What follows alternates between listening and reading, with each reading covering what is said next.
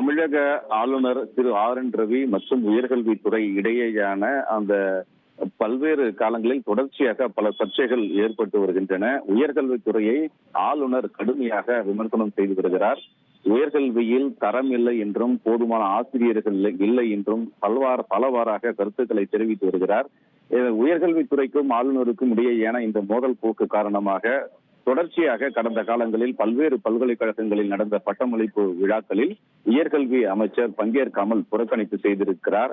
அந்த வரிசையில் தற்போது தமிழ்நாடு திறந்தநிலை பல்கலைக்கழகத்தின் 16வது பட்டமளிப்பு விழாவையும் உயர்கல்வி அமைச்சர் கோவி செழியன் புறக்கணிப்பு செய்திருக்கிறார். இதற்கான விழா அழைப்பிதழில் அவருடைய பல்கலைக்கழகத்தின் இணை வேந்தராகவும் உயர்கல்வி அமைச்சர் இருக்கிறார். இதன் காரணமாக அவருடைய பெயரும் அழைப்பிதழில் இடம்பெற்றிருந்தது. ஆனாலும் கூட உயர்கல்வி அமைச்சர் இந்த விழாவில் பங்கேற்காமல் புறக்கணிப்பு செய்திருக்கிறார்.